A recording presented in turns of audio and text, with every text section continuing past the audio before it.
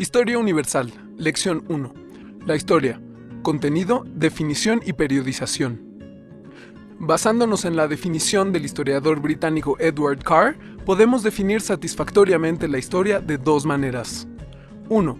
Como la sucesión de hechos y procesos de las sociedades humanas a través del tiempo, considerando los cambios, consecuencias y transformaciones que estos conllevan.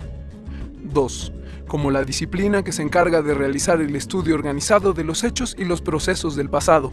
Estas dos definiciones nos ayudan a entender por un lado la utilidad de la historia como una disciplina de estudio riguroso y por otro lado el uso diario del concepto, es decir, el devenir continuo del ser humano en el tiempo.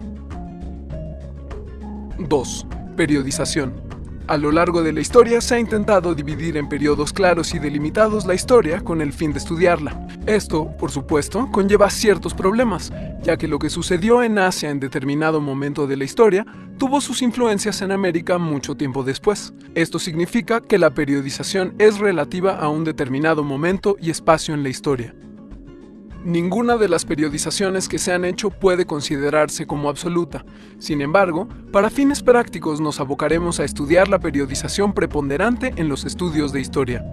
De manera general, se divide a la historia en dos partes que a su vez se dividen en otras más. 1. Prehistoria. 2. Historia.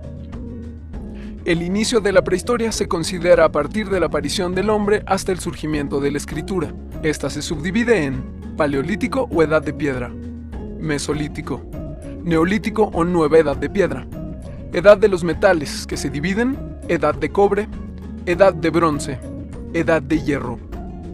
La historia comienza con la aparición de la escritura y abarca hasta nuestros días. Los periodos en los que se divide son Protohistoria, Edad Antigua, Edad Media, Edad Moderna y Edad Contemporánea. Protohistoria. La protohistoria es una fase histórica con límites un poco difusos.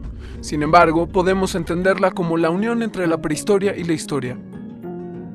Los registros de algunos grupos humanos que comenzaron a desarrollar algún tipo de escritura nos permiten hablar de la protohistoria. Edad Antigua. Comprende del 5000 AC aproximadamente hasta el 476 DC, que incluye el desarrollo de los primeros estados de Oriente Próximo, como los sumerios, babilonios y acadios. Posteriormente, la Antigüedad Clásica, en la cual florecieron las culturas griega y romana. Y por último, la Antigüedad Tardía, que se entiende como el periodo que se ubica a partir del comienzo de la caída del Imperio Romano.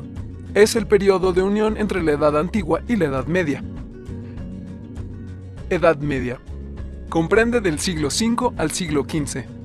La Edad Media está considerada a partir de la caída del Imperio Romano de Occidente hasta la caída del Imperio Romano de Oriente con la caída de la ciudad de Constantinopla.